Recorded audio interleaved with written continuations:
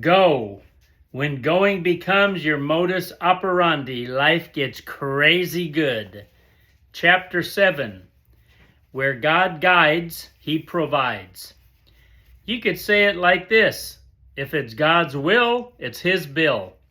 The only thing that restricts the Bank of Heaven from making deposits into your account is the activity that the funds are needed for.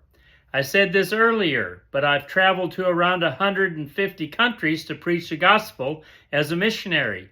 I don't have a fat paycheck, an investment portfolio of millions, or a sugar daddy who's given me his American Express card. While my wife and I have sacrificed some to do what we do, God has always proven Himself to be faithful.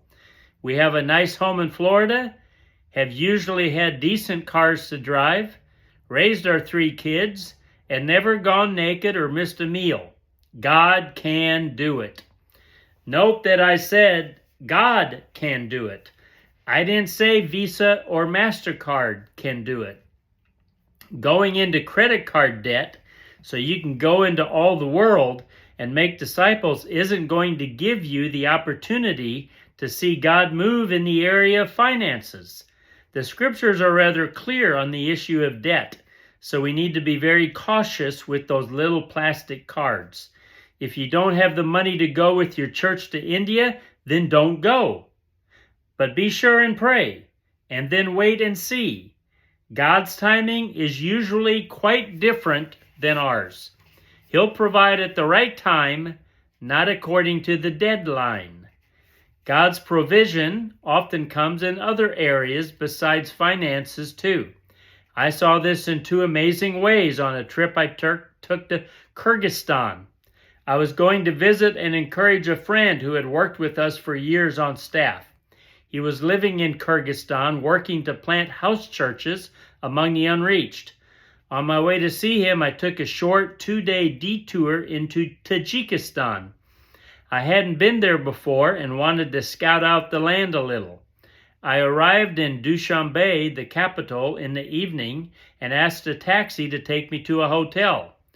Once we arrived at the hotel, the taxi left and I went into the lobby. A young girl was standing behind the counter who spoke a little broken English. I could understand her well enough to realize that they had no available rooms. I asked if there was another hotel close by. She said yes, there was, right next door. That was a relief. I went into the lobby of the second hotel and to my amazement received the same news. There's no room in the inn. Again, I asked if there was another hotel close by. The girl said only the one right next door, which is where I had just left. It was dark out. I was in a land where I can't communicate with the people. The taxi was long gone, and I was stuck. The girl must have seen my sense of despair, as she then said, "1 minute." She made a call and was talking to what sounded like a friend. When she hung up, she said, "Follow me." We walked out of the hotel, passed the first hotel, turned right, walked half a block down the street, turned into an alley, and came to an apartment building. We climbed the stairs to the 5th floor, and she knocked on the door. When the lady opened the door, I saw a young girl around 10 years old carrying things out of her room. This was going to be my room for the night. After a long night of travel, I fell fast asleep in this little girl's bed. When I woke up in the morning, I could smell something good being cooked. Sure enough, this family had prepared breakfast for me. I was humbled and so thankful. When I left, I gave them a Jesus video in the Russian language. As the door closed behind me, I could hear it being played in the living room. God had provided a place for me to stay, food for me to eat, and the opportunity for this family to hear and see the life of Jesus on their TV. I walked back down the alley to the main road where I was able to get a taxi. I asked the driver to take me to the local market.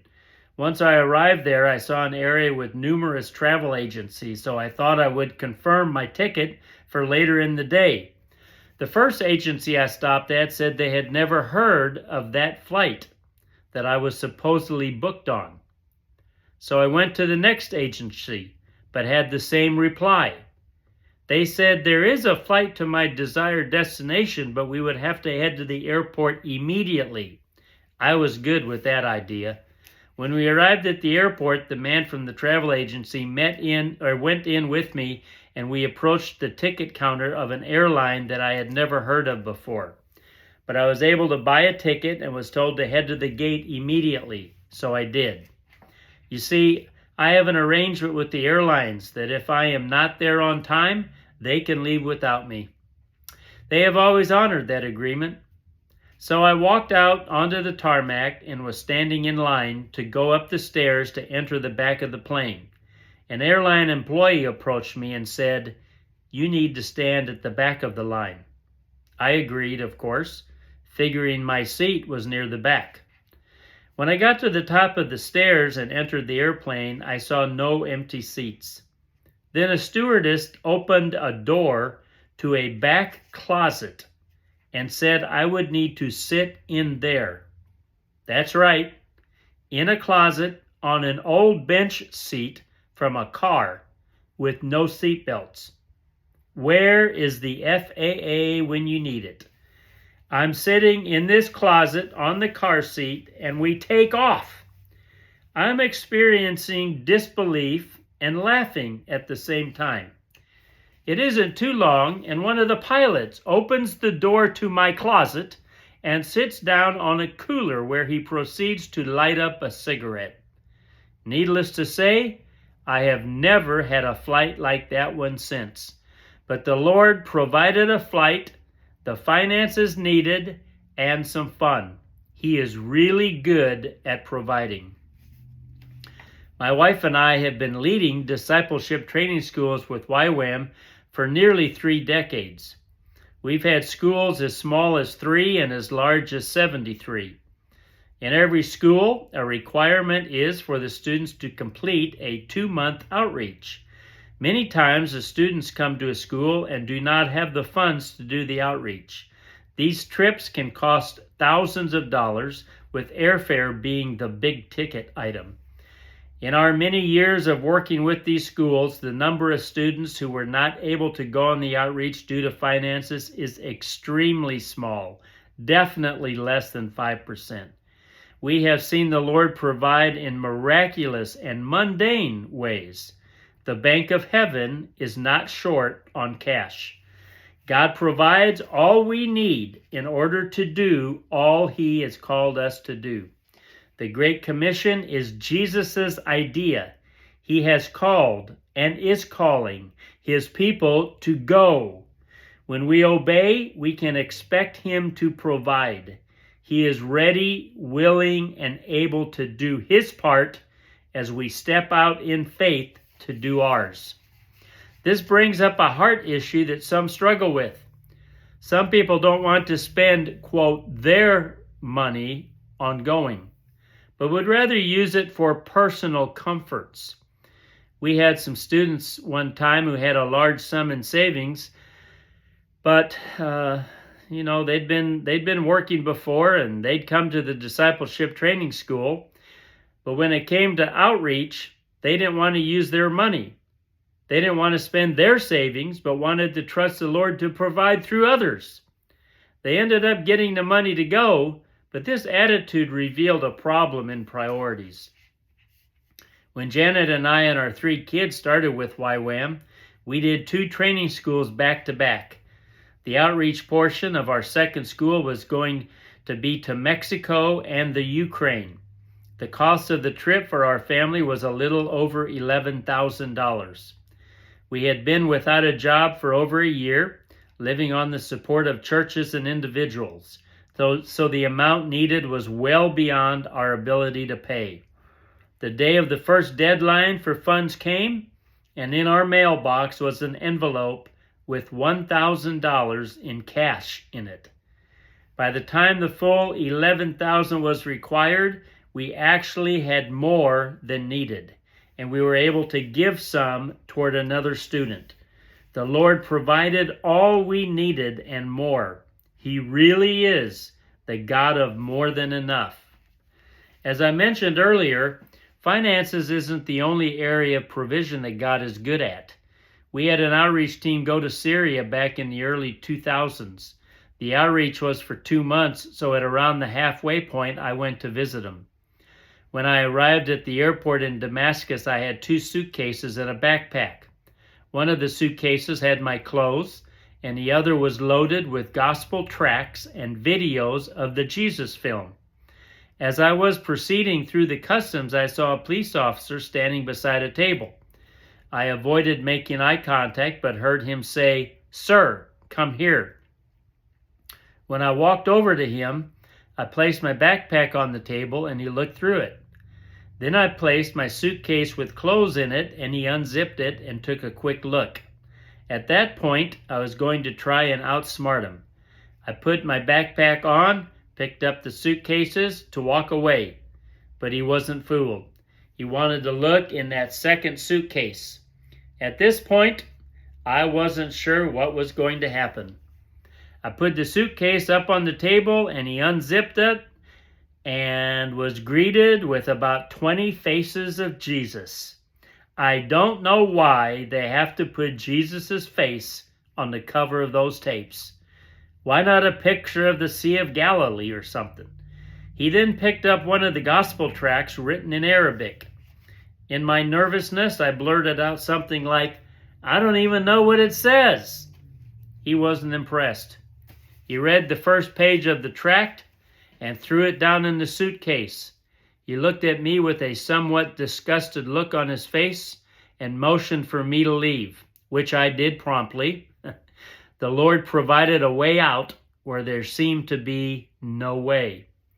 When I met the team, the first story they told me about was a young man who they had met by the name of Sam. A couple years earlier, this young man, who had actually trained at a terrorist camp, had experienced a dream while sleeping. A man in white showed up in his bedroom and told him to follow me. Sam didn't know who it was, and when he saw our team, he remembered his dream. When he shared the dream with our team, they explained that the man in the dream was Jesus. After Sam heard the gospel, he gave his life to Jesus. God had provided a divine appointment in the nation of Syria. God doesn't only provide the resources to go, but he also provides the reason to go. The reason is souls. He has prepared the hearts of people to receive his gospel. And when we go, he blesses us with the privilege of being the messenger. In 2 Corinthians 5, it says that God has entrusted us with the message of reconciliation. So he trusts us to deliver his message. Oftentimes, the delivery of this message is just in time. After Jen and I returned home from living in Harbin, China, I would take teams back in the summer. Going in the winter is out of the question. I do not want to become an ice statue. But it was on one of these summer trips that the Lord had his message delivered just in time. A lady, Sheila, and her husband had been students in a perspectives class that I taught in earlier in the year. When they heard that I would be leading a trip to Harbin in the summer, they decided to join me. We were walking along Central Street, which is an amazing part of Harbin with shops and restaurants leading all the way down to the Songgu River. We had come to a park near the river, and Sheila saw a young man sitting on the curb. When she approached him, she saw that he was crying. What she didn't realize is that he was literally contemplating committing suicide. Sheila shared the gospel with this young man, and he prayed to accept Jesus. When they were done praying, the young man's mom approached Sheila and expressed her gratefulness. A life had been saved as new life began for this young man. God had provided an opportunity to save a life. Thank the Lord that Sheila and Ken had decided to go.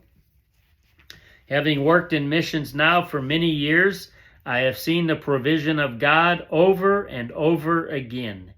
He provides the resources, the ministry, protection, comfort, creative ideas, joy, and so much more as we go in obedience to His command. I feel sorry for those who don't go, who don't step out in faith, who don't risk it all for the sake of the call. His name, Jehovah Jireh, says it well. The name means God will provide. Yes, He will. Loren Cunningham, the founder of Youth with a Mission, describes a life of faith as putting yourself in a place where if God doesn't show up, you are in big trouble.